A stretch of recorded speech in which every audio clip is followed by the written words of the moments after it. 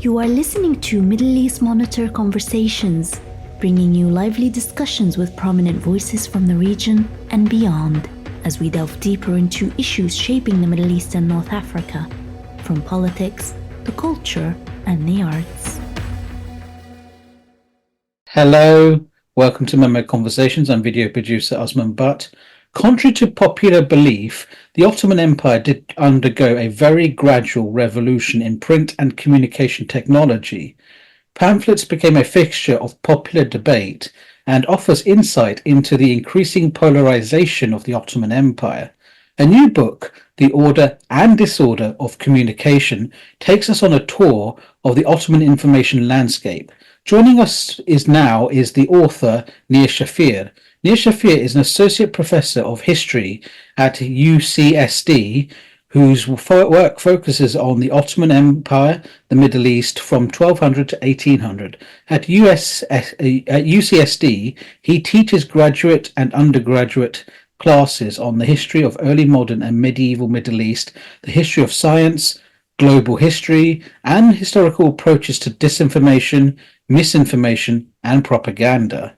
He is an occasional contributor and editorial board member of the Ottoman History podcast and has served as editor in 2018. Future projects include a social history of the Turkish language in the Ottoman Empire and investigations into the cultural role of antiquity and antiquarianism in the early modern Middle East. His first book is titled The Order and Disorder of Communication, Pamphlets and Polemics in the 17th Century Ottoman Empire, and came out of Stanford University Press in October 2024. Nir Shafir, welcome to MEMO Conversations. Thank you, Osman, for having me. So, reading your bio, actually, I found some of the other stuff that you're going to be pursuing kind of interesting, and so I might ask you at the end a bit more about those. But before we sort of go into the main topic, which will be your new book, I will sort of want to get an idea of what got you interested in the very question of history of science in the Ottoman Empire and why this region at all, in fact. Sure, two things. Well, one is, it was a bit random chance that I ended up taking a class in my graduate studies about the history of science.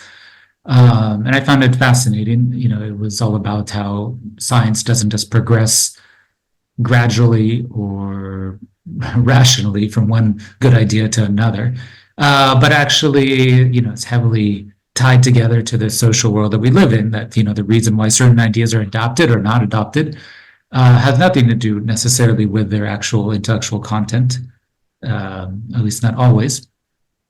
And then at the same time, as I was taking this class, I realized that this wasn't really good work on the Middle East, on the Islamic world, on the Ottoman Empire, all the regions that I was studying. Instead, there was a narrative about the rise of a medieval Islamic golden age, and then there was, decline, and then a revival, a sort of westernization, readoption of Western science. And I found that kind of lacking. I wanted to see what was in the middle part, what happened in the kind of years between 1500 to 1800 when it just wasn't clear. It couldn't all just been decline and stagnation or people not saying anything new. And at the same time, once I jumped into the to do my research, when I was going out there to look at manuscripts, basically, I started off looking at travelogues. I just realized that there was just an entire world of works, of authors, of topics that just no one knew about, that no one had ever really touched upon. We kept talking about the same two authors, people like, in the case of the Ottoman Empire, a traveler called Evliya Çelebi, or a famous writer named Mustafa Ali. But there was hundreds, thousands of other people out there writing.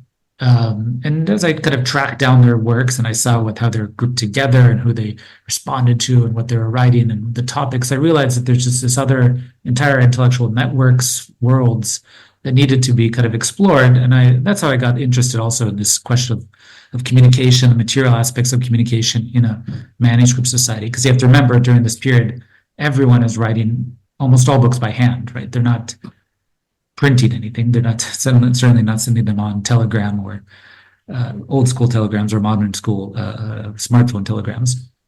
They're copying everything by hand, and I was just interested in this technology of communication and how it all worked out. Yeah, that's kind of interesting, actually, because I mean, we reviewed your book at Middle East Monitor, and I read it personally.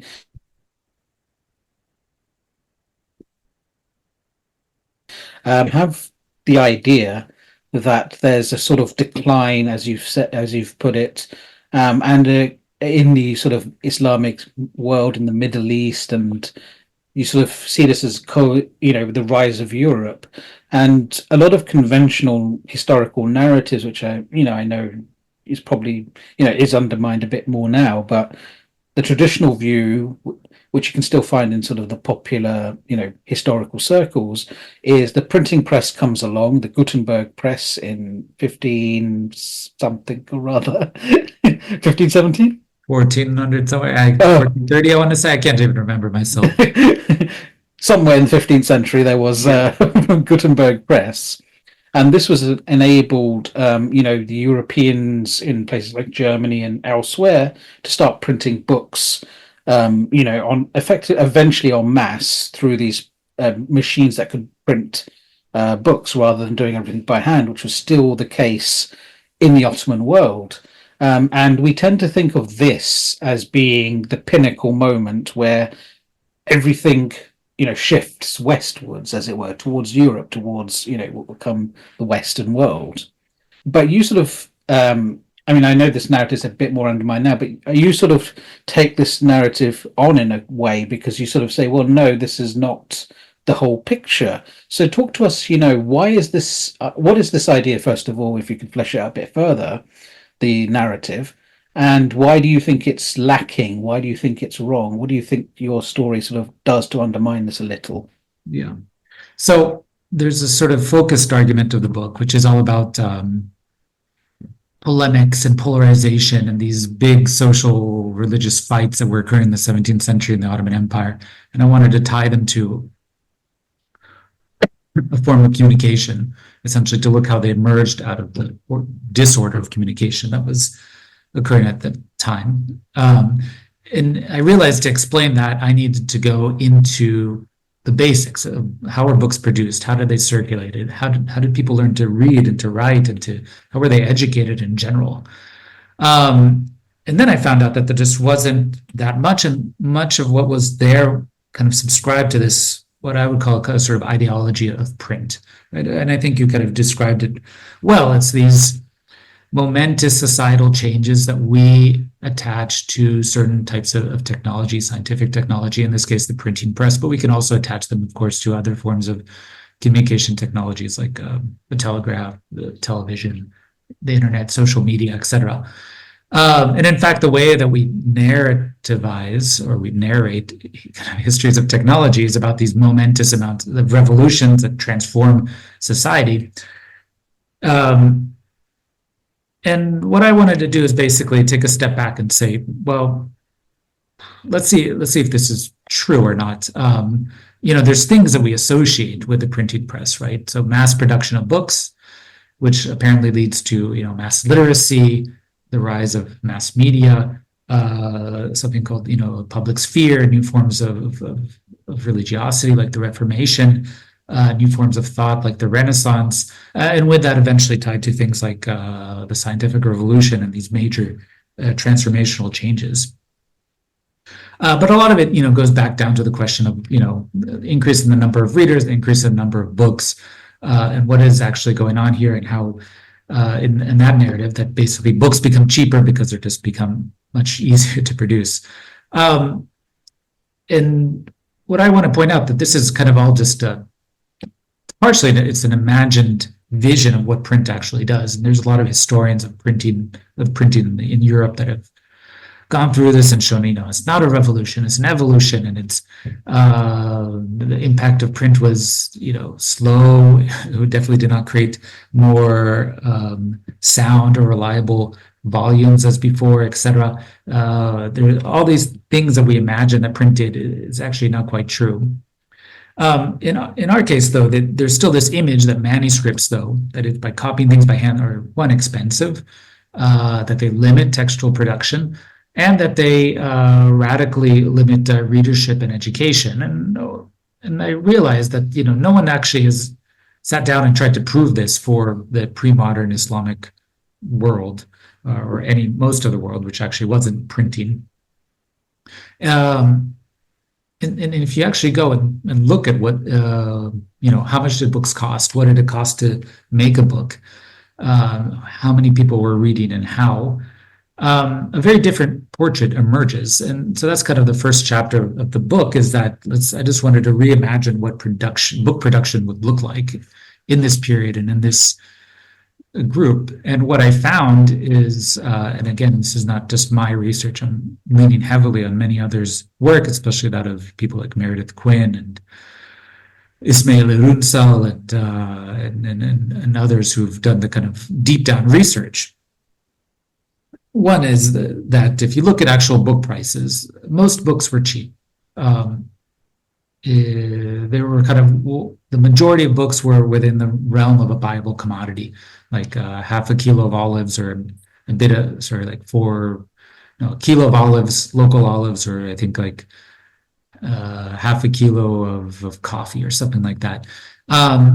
So you could buy a book, and then that's most of what was circulating. And this is very different from the image that we would get if you go to a museum of Islamic art, right? And you look at this book section, right? And you see these large books with their fancy illuminations, these elaborate covers. Those were very expensive books, but those were not the types of books that were most commonly found, right? The books that were most commonly found were just probably cheap, relatively, probably unbound, quickly copied, and used in an everyday section. And once you shift over to that paradigm and you realize that's the majority of the material that was circulating, you have to kind of reimagine what was actually being exchanged at that time. Now, and I look basically at one type of cheap book, which is what I call a pamphlet, and I can talk more about that in a second. I do want to point out that it's not that printing and manuscript, the printing press doesn't have any sort of effect. And obviously, mass makes way more books than copied books by hand. And this is important to note. A manuscript culture and printing culture are not exactly the same, in that there's just way more books in a printed world. The difference, though, I think, is not that this limited the amount of education, the amount of readers. By the way, the number of readers based off of what we call probate records. Basically, when people died, the state went through their belongings to settle inheritance. And from that, we can tell at least what percentage of the population had books, and that's a good proxy for perhaps literacy, etc. We basically in the 16th, 17th century might have between 10 to 20% literacy in major cities. My point being is that what print does is just mass produces books, but most of those books are not actually read by the people. The printers need to sell them, right? They need to get this material out and to make money from this massive investment that they've done to print these books. And so what printing does is actually commercializes book production, at least in Western Europe. That's the one place where it really happened. Printing becomes a business. It's all about selling books as far as possible, or creating protected markets in which you can make enough money. Otherwise, you get the situation that you have in basically the Ottoman Empire or East Asia or many other parts of the world, where there are multiple experiments with printing, whether typography, that's metal type, or whether it's xylography, that's woodblock printing. And in that case, printing is just really expensive, and it's always is not profitable. Almost every printer, if they try to just support themselves, goes out of business. And instead, they need the support of governments or religious institutions, et cetera, to make any sort of living or continuous printing enterprise. And I think that's what people lose out. They think of printing and manuscript production in the like some sort of middle school algebra problem. If Nancy copies one book, can copy a book by hand in 4 hours, and Thomas can print the same book in 20 minutes, who can print more books in the course of a day or something? But that's not how it works, because you have to think about the massive amounts of investment that it takes to print something, and then the time it takes to recoup that money, et cetera. And that just basically never really materialized, except for Western Europe. That commercialized world of book production never materialized except in Western Europe and parts of East Asia, after the 17th century. Yeah, it's kind of interesting because on the one hand, you have this narrative that the Ottoman Empire banned the printing press, but there doesn't seem to be much evidence that they did, in fact, ban it. And in fact, we see multiple times where they're issuing licenses to printing presses, whether that's for very specific communities or specific goals. Or, if anyone just sort of says, well, I'd quite like to have a printing press, they might issue it. But as you've sort of mentioned just now, it was very expensive and just not profitable until about the 18th and 19th centuries in the Ottoman world. In Europe, it was sort of commercial, much more commercially successful. But I think a sort of parallel to this, which I thought was interesting that your book points out, drawing on the study of others, is that, in fact, copying by hand books got cheaper over the century. So in the medieval period, you sort of look at, people of different stratas in society, and you looked at an skilled laborer and how much days of work they would have to do to be able to afford any kind of book. And it went down from something akin to 40-ish days to, if they went for the cheapest book available, to about a day by the time you're in the 17th century. So my first question here then is, well, why did it get cheaper to buy handmade books? Yeah, so two things here. Just to go back to what you were saying right at the beginning. There's, I think, this ideology of print, this idea that print is such a self-evident technology that only people that are, backwards or unmodern would somehow reject it. Is so ingrained into our heads that most of the explanations as to why the Ottomans, or really any sort of pre-modern Islamic peoples, or even Eastern Europeans, etc., rejected print, or did not adopt print, rather, always turn on the towards cultural explanations. That, as you said, that the sultans banned print, and as Catherine Schwartz has shown in her article, there's no basis for this. Other people talk about the fact that there was an aesthetic preference for handwriting, or that there was a religious invocation against the adaptation of European technologies, or I think perhaps a bit more convincingly, but in this case not true at all, is that the copyists were against printing technology and commissioned and forced the government to ban it, etc. None of this is actually true, and I think a more reasonable understanding comes if we just look at the economics of book production at the time, and just how much more flexible and relatively functional manuscript technology was. Now, to go back to, repeat the second question. So the question was, why did it get cheaper to produce handmade books? So it's a bit hard to tell. The big thing here is basically the introduction of paper. And again, this is a sort of technological transformation that seems to have come about from Central Asia, possibly from the Chinese, but seems to have radically transformed the nature of book production in the Middle East and antique world.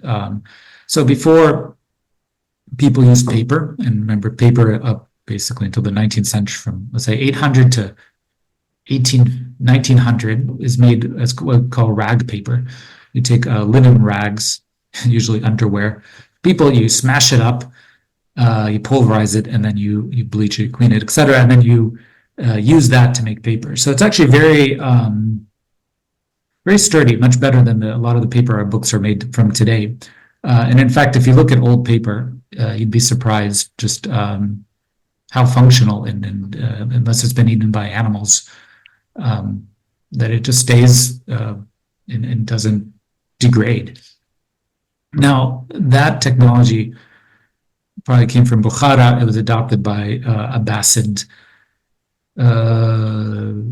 courtiers, etc. And then it spreads from Baghdad to the rest of the Middle East. Interestingly, it doesn't get picked up by the northern part of the Mediterranean, right? So what we'd call Western and Central Europe, until about 1300, 1400, after the Crusades.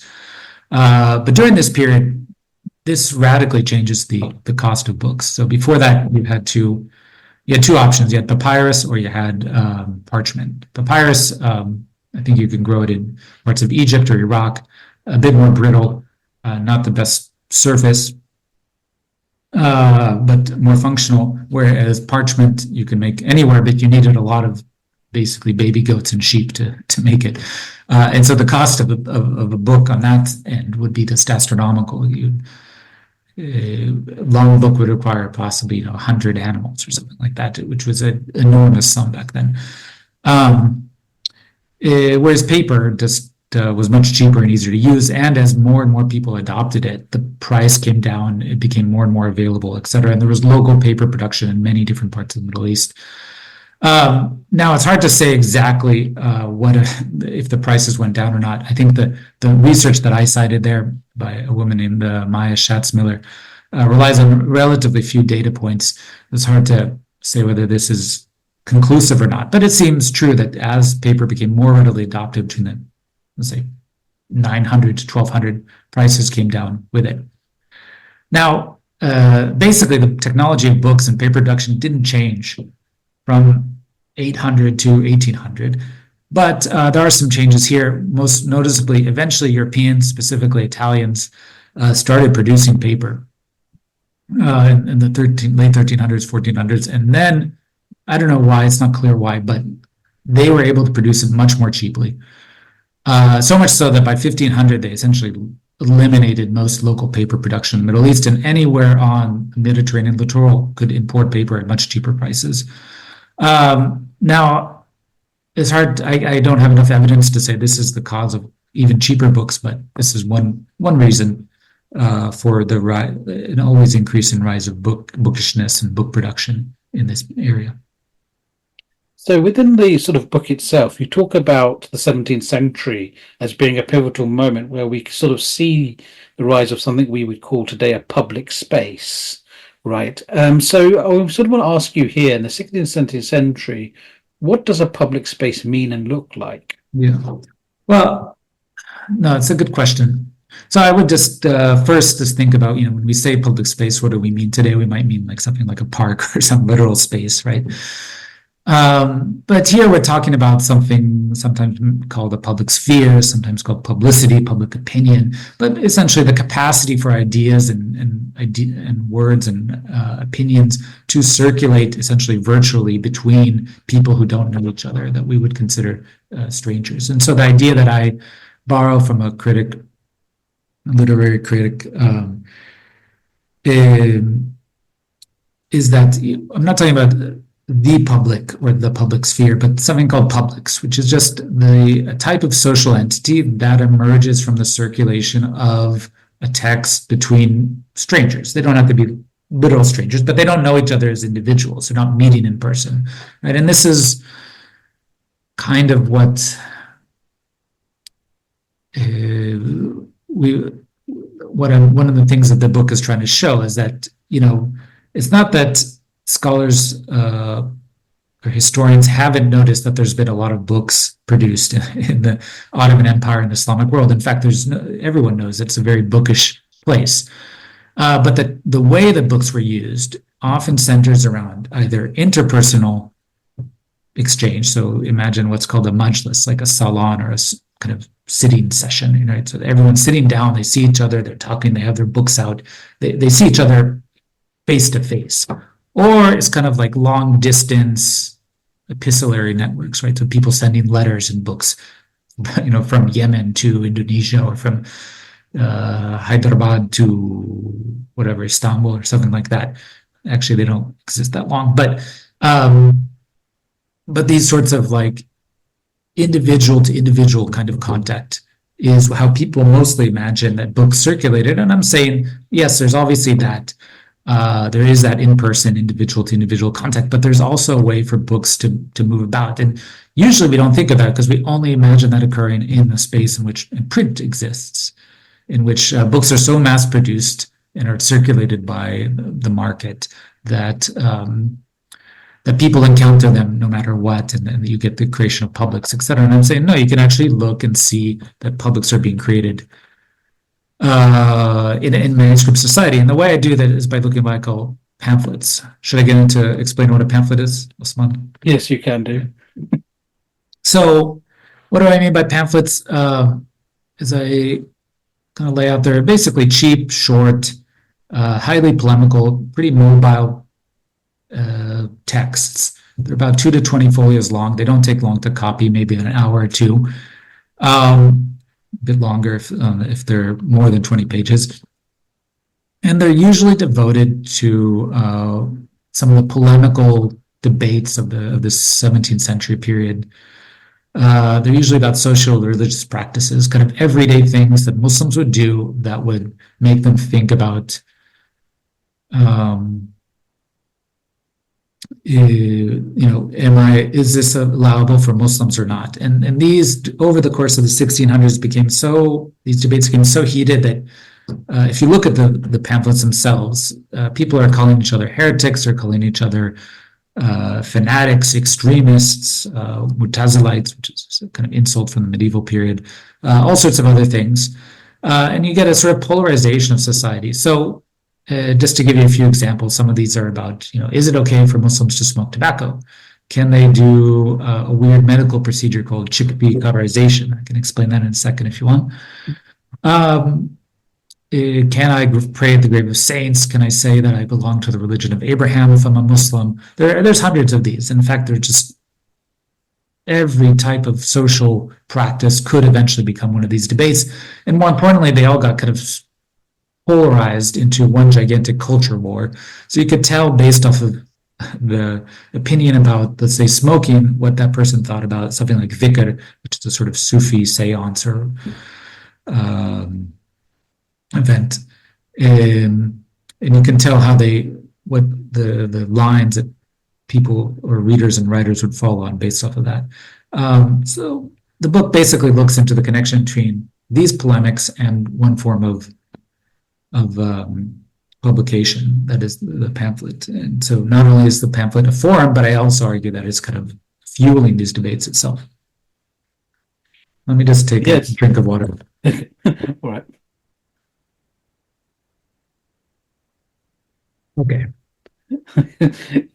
So that's very interesting, the rise of that. And the sort of question, before we sort of get into some of the details of these pamphlets and the movements they sort of spring out of them, the question I sort of have here, because this is also a sort of contemporary question that we are sort of asking now, is to what extent is the form created because there's an audience, and to what extent is the actual form itself creating the audience? So when we talk about the polarization which these pamphlets sort of play into, are these pamphlets, creating the polarization, or is the polarization already there and it's just giving voice to it?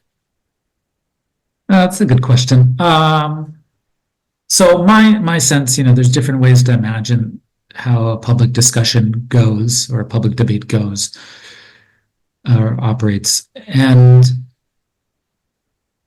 I often found that initially I thought that, that there was an exchange going on, that people were reading and being persuaded by these pamphlets, and everyone on different sides was kind of responding to one another. And over time, I found that the pamphlets were relatively one-sided, that the purpose of these works was not to convince another person of the opposing reader of your viewpoint, but was actually to share arguments, to find allies, to solidify support. And as I argue, actually, that the pamphlets themselves are creating publics of readers. And in fact, the people are kind of forming into these polarized social entities based off of what they read, who they decide is reliable or not, and which books they decide are fake or not. So it's a bit of a chicken and egg situation there. Indeed. It feels like, that does feel like one of the most contemporary parts of the book, because we're having that debate right now, or been having it for years, last few years. But I sort of now want to get into some of the details. We're going to get into the sort of rebellions that happen. But before we get there, you talk about chickpea cauterization and the tobacco debate. Could you tell us a little bit about what these things were and why they were being debated? Yeah, I mean, as you were saying, that a lot of the way I explain this book is basically a question of, what was social media like in the 17th century, in a place where people didn't have the internet, much less printed books. How do we tie in an event like not polarization, or religious polarization of society, to a technology of communication?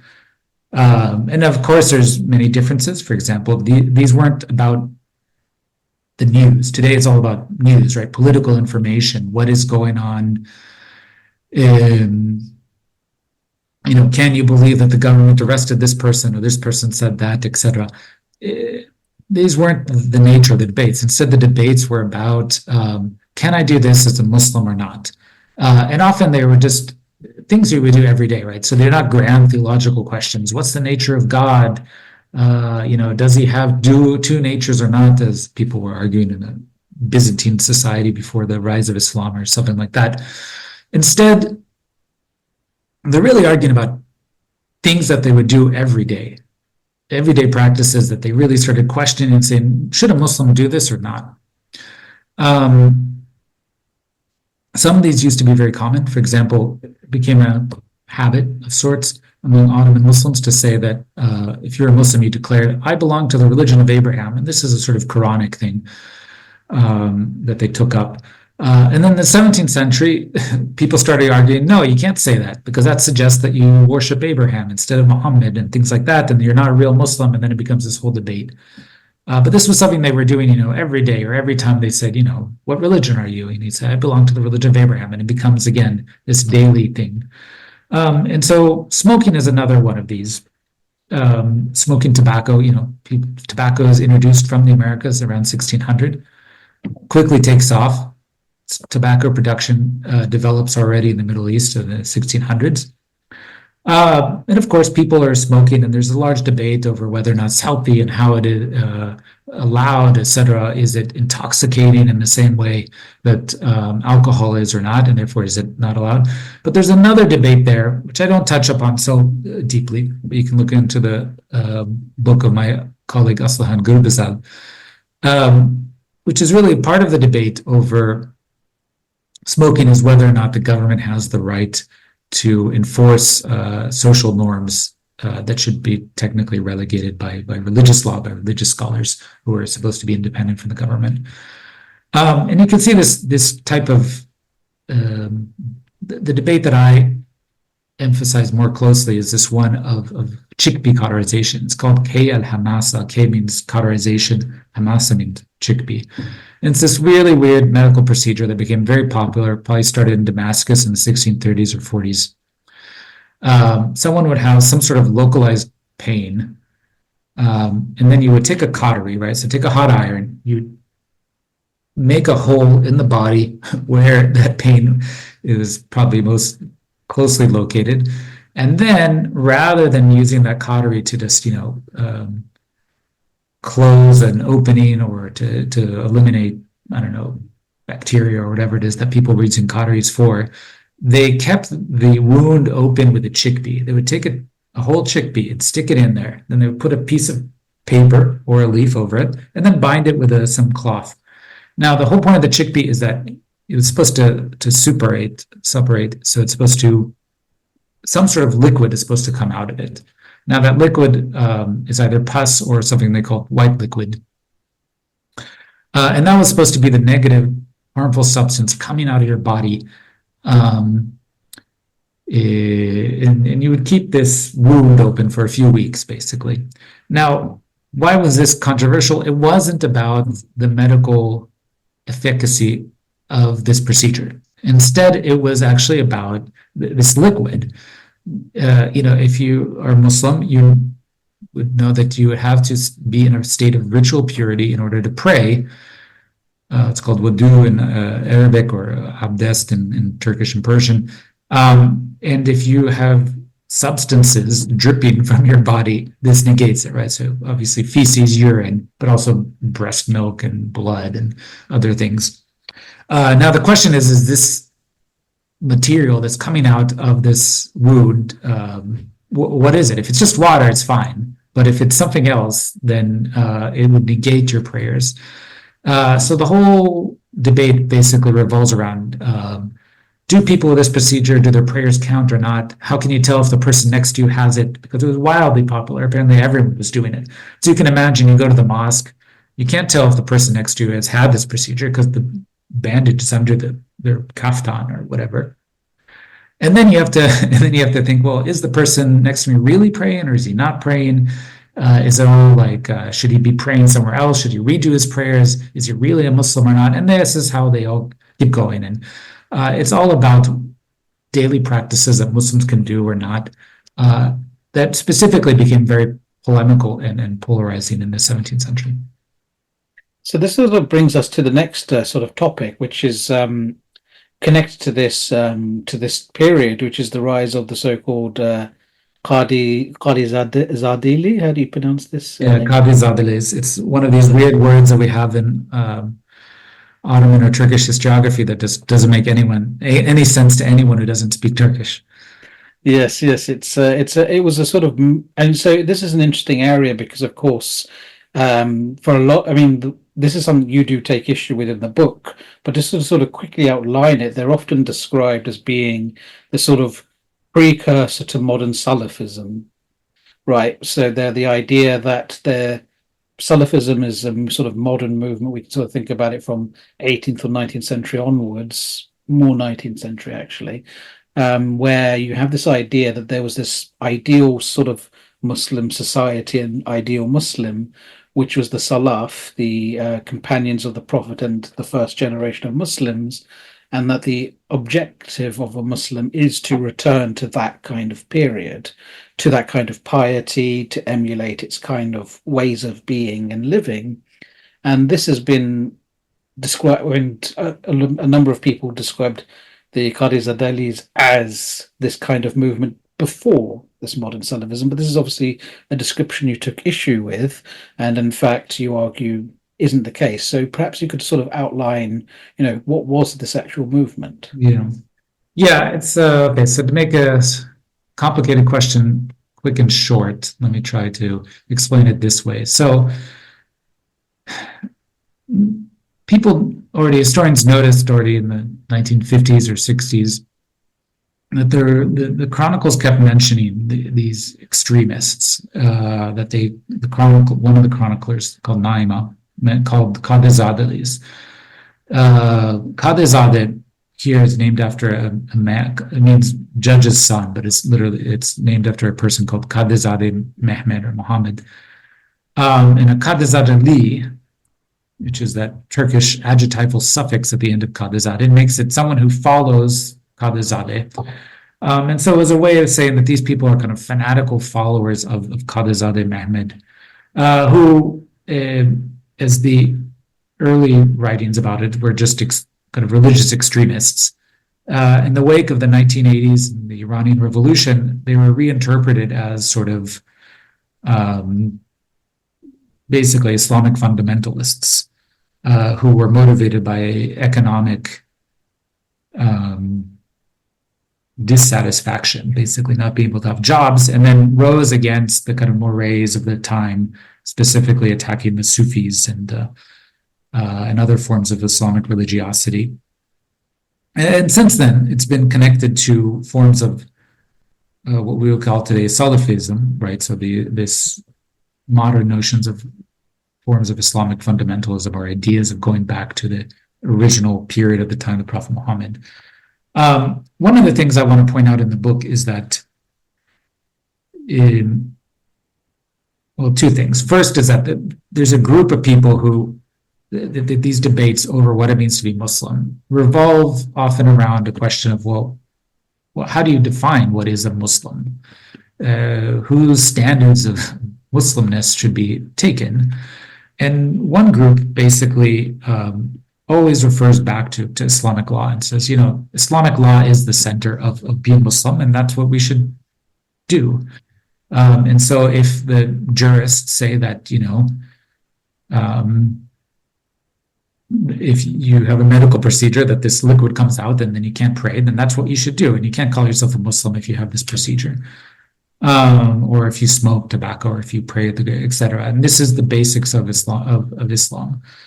And other people said, well, no, Islam is not just the Sharia. It's not just the law. It's actually a whole bunch of other stuff. It's, being tied to the Prophet, the family of the Prophet Muhammad.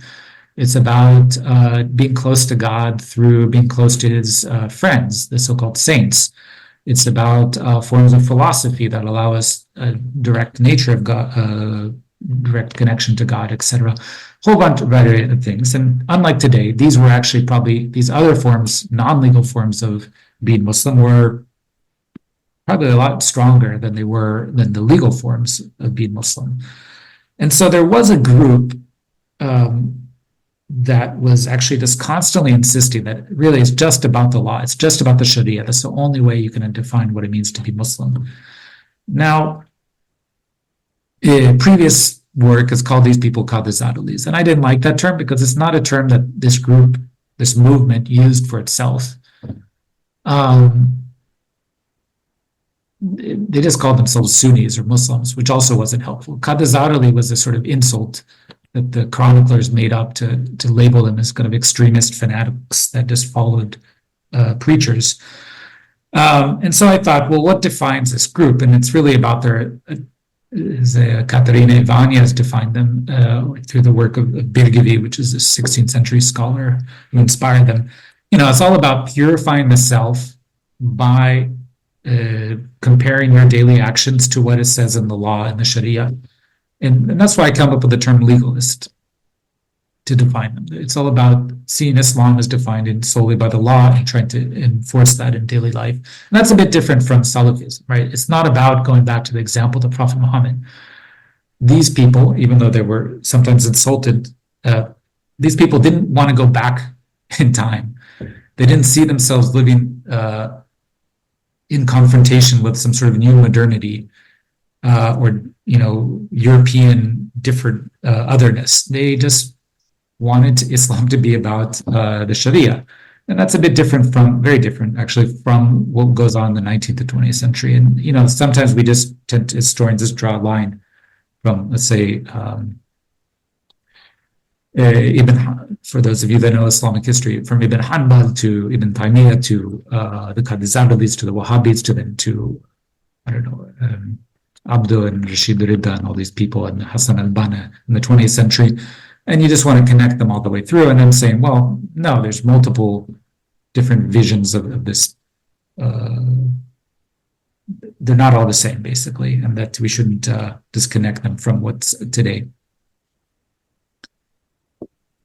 So what was this is obviously a very key movement, because as you said, it does come up a lot in chronicles from that time.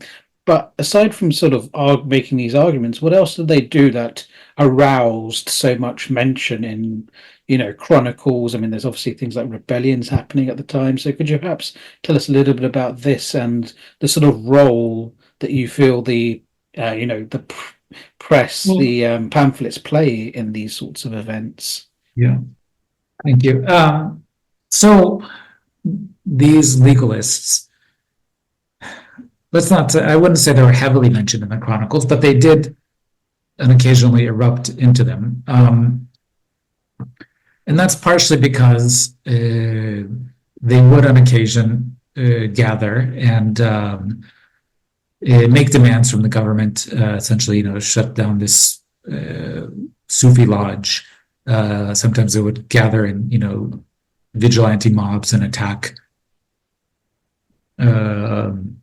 Sufis and shrines and things like that. But really, the only times they were actually frequently mentioned in chronicles is when the government thought that they were being a threat to the government, and then they, for example, when they stormed judges' houses or citadels in Cairo, etc., and then they were, attacked, basically shut down directly. But this doesn't mean that people at the time didn't take this seriously. And in fact, people, both the legalists themselves, were a phenomenon, as I argue, that spread throughout the empire. It wasn't just an Istanbul thing or elsewhere. And as the 17th century went on, life became much more polarized, and you see a very clear escalation of discourse on both sides calling each other the other heretics and so forth. the anti-legalists calling for their suppression by the government, also calling them heretics and Mutazilites and extremists and other things. And you see this in Cairo, and you see this in Damascus and Bosnia and Bursa and other places. And you see writers trying to connect these different disparate events into one larger framework and event. Now, there's two things that are going on here. One reason that the intellectuals at the time, the kind of educated, were particularly frustrated with is that the legalists were often let's say, gave more space to popular, uneducated, relatively, or less educated voices, let's say, people who didn't know how to read or argue or write properly. And two, that they also just didn't know how to use evidence. They didn't know how to participate in public debate in an educated, polite manner. And this led them to constantly dismiss and complain about their presence, at least in pamphlets, and try to organize against them. The other thing that was occurring is that, as I pointed out, as people were reading pamphlets and splitting into kind of opposing factions of readers, different publics, you get one public that's basically an anti-legalist, often made of more learned Sufi scholars, Arab scholars, people who have authority and education and are using that to influence the government as much as possible to defend their traditions. And the other side is you have legalists and popular legalists who are much more less educated, more willing to go to the streets, more centered around sermons and material, and more importantly, are often they're also reading pamphlets and using pamphlets, but using them in a different way. They're often reading material that is not forged but falsely ascribed to major figures that they see as their leaders, people like Birgivi Mehmed, the 16th century pietist, or Kadizadeh Mehmed, the 17th century preacher. And so they attach themselves to these figures and read material that's not actually written by these people. They're written by a variety of other people, and it's not clear exactly who's writing it, but they're sort of in a, let's say, different information bubble than that of the educated elite who are an anti-legalist who are writing against them. So what do you think then is the sort of legacy of all this? Because, I mean, obviously this particular movement, they sort of, they basically aren't around by the time you get to the middle of the 18th century, as far as we could tell. But what do you think the sort of lasting legacy was of them? Yeah. I mean, I think on one hand we can speak about polarization. So I make an argument that these polemics have a kind of get more and more heated over the course of the 17th century. So between, let's say, 1660 to 1700, you really see people going at it, trying to essentially, at least verbally, kill each other.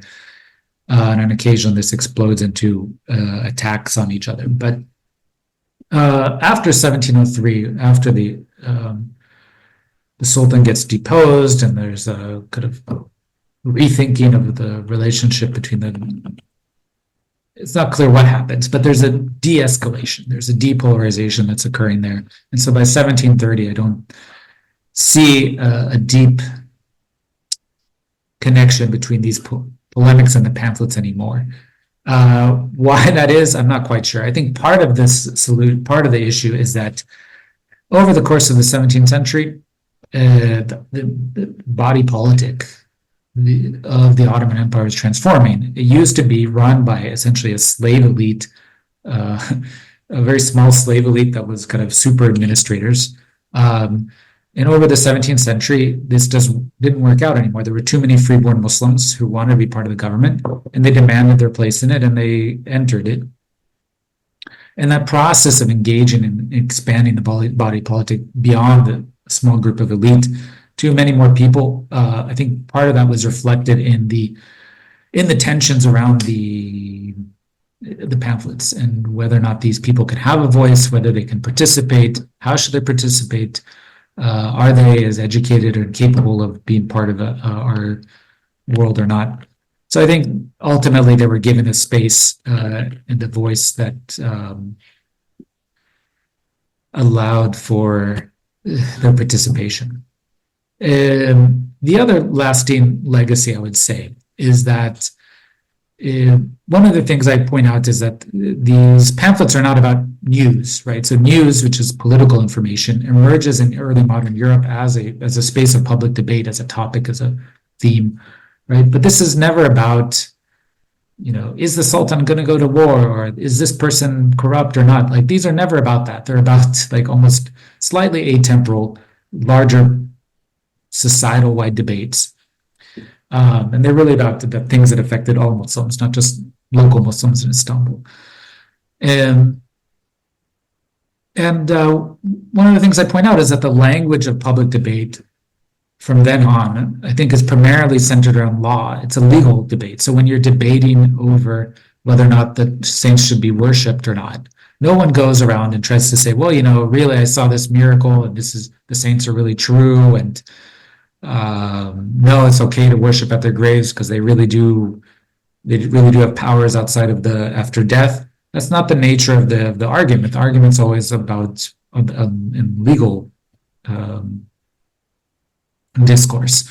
And so when we look about why it is that legalist Islam, which is the predominant form of Islam today, why did it win out? I think maybe one of the things that we can say is that legalistic Islam was more suited to the kind of larger public debates that were emerging over the 17th and 18th century and continued into the 19th and 20th century. The other option is what Shahab Ahmed and others have argued, is that it's the imposition of colonial modernity by Europeans in the 19th century that transforms religion into more, from the multiplicity of Islams that used to be, to a more limited version. And I think that there's probably more evolutionist, more gradual explanations for what was going on than just the imposition of colonialism. Yes, indeed. It's a very it's a very interesting but a very big area to sort of talk about, because it's probably co-evolutionist, but there's also conflation of other factors as well. So I sort of now, coming towards the end of this, you've got sort of two future projects. I mean, the question I was going to ask is, what are you working on now? But you've already sort of listed two areas you're working on. So I sort of want to break that down a little bit. So the first thing I want to ask you about is this Turkish language in the Ottoman Empire. What is this about? What are you looking at? Yeah. So I kind of two projects. One is, as you pointed out, is basically the kind of a social history of the Turkish language. So I've always been interested in kind of the language ideology, and I talk about it actually a good amount in the book. One of the things I realized as I was writing this book is that when people were learning to read, there was actually no way to learn Turkish. There's no textbook of Turkish. There's no grammar of Turkish, unlike Arabic or unlike Persian at that time. So what you would do, even if you were a native Turkish speaker, is you would learn to read the Quran, you would learn to read Arabic, and then you would just kind of apply that reading knowledge to Turkish. So it's like, imagine, we were all just learning to read Latin, and then, now that you know the Latin alphabet, you can start reading English or something like that.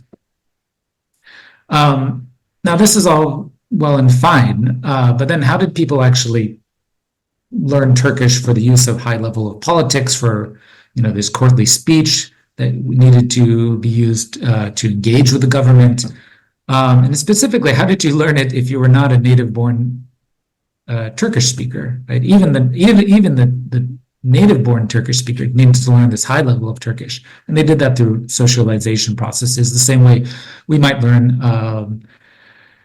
high levels of English today, right? Through just reading a lot and engaging with other educated people.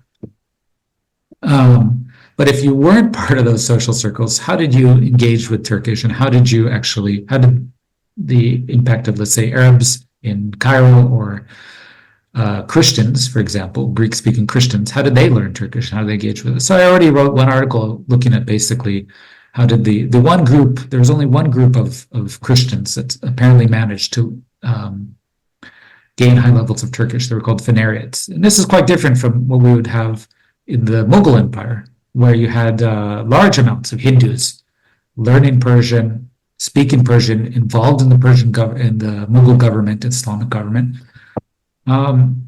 and you just don't have that in the Ottoman Empire. You have very few non-Muslims involved directly in the bureaucracy and the ruling of the government.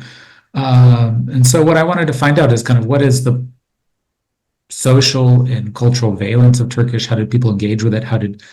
If we write the history of Turkish from the provinces rather than from the center, what would it look like? And ultimately, I think there's other things here too. Like we often write the histories of languages as the histories of national communities. That is like separate from the other communities out there, and that's not true. Everyone, you have to write the history of Turkish in relationship to Arabic and Persian, and also Greek and Armenian and other things, and to see how all those different aspects of the early modern Middle East integrated together into a whole linguistic world. And the sort of last project that you're doing, or the other project, sorry, you're doing, which is on antiques and antiquarianism in the modern Middle East. What's that about? Yeah. So you might know this, but if you think about the Renaissance, right? The Renaissance is centered around a rediscovery of the ancient world. That's both in literature, the revival of Latin and Greek literature, the relearning of Latin rhetoric, but also it involves finding ruins, looking at the material landscape, recreating that in architecture, etc. And so that vision of the revival of antiquity is a central part of European early modern thought. Now, of course, in the Ottoman Empire, they don't rediscover the ancient world, both literally not, but they had the same ruins around and the same legacy. They still have the same classical legacy that they were using.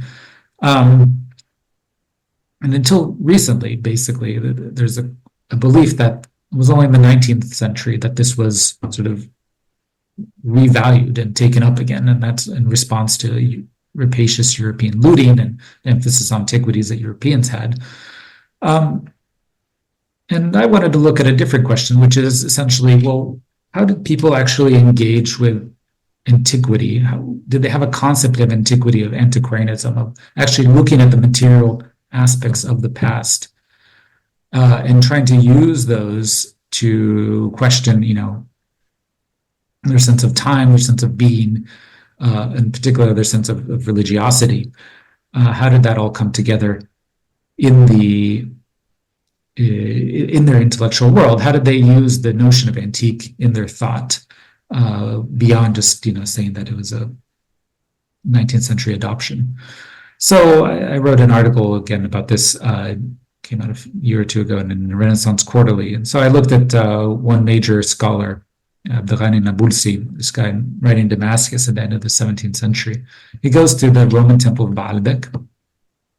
He sees it, but he argues that it's not actually a Roman. He argues it's a palace built by the jinns for Solomon.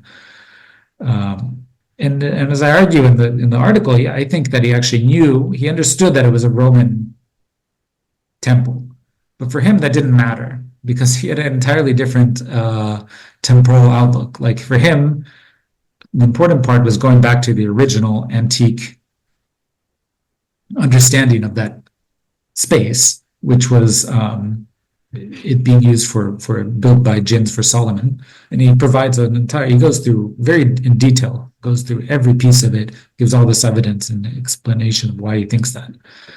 And everything in between was just sort of irrelevant renovation. So the fact that it was later used as a Roman temple, or it was later used as a Mamluk castle, or the stuff was just kind of additional information that he just discarded because it was irrelevant. And so I tried to show why it is that he thought that, and the complexity of his thought, and also how it ties into the kind of religious arguments at the time over the nature of Islam. Yeah, so it's basically, in a sense, the equivalent of ancient aliens, where you get people who go to the pyramids today and say, well, aliens clearly built this. That's playing into a sort of debate in of itself. Right, and then there's other things. It gets more serious. They also have a different vision of antiquity. One of the things I talk about also is this recreation of the Kaaba, right? So in 1630, the Kaaba gets destroyed completely by a flash flood. Then the Ottoman government's like, okay, we're going to rebuild it. But then the locals essentially have a debate as to, well, how are they going to rebuild it? They argue that every piece of the Kaaba should be put back in place as it once was. That is like a sort of ahistorical structure. Or it's a historical structure, I guess. Whereas the government says, well, no, the Kaaba has been destroyed many times. We can rebuild it in any way we want. It's an idea. It's not a piece of history. You just need a Kaaba. You don't need the same structure exactly, right? And so you see in these debates precisely the back and forth between local and imperial forces over different notions of historicity, and also have different ideas about what is Islam and who gets to define Islam. Is the imperial government or the locals? Does Islam change or not, and how, etc. Nir Shafir, thank you for talking to us at MEMO Conversations. Well, thank you, Osman, again for talking to me. And to our audience, thank you for tuning in. If you'd like to catch up with this one or watch previous MEMO Conversations, you can go to our website, but please do tune in next time for more MEMO Conversations. This was Middle East Monitor Conversations, brought to you by the Middle East Monitor in London.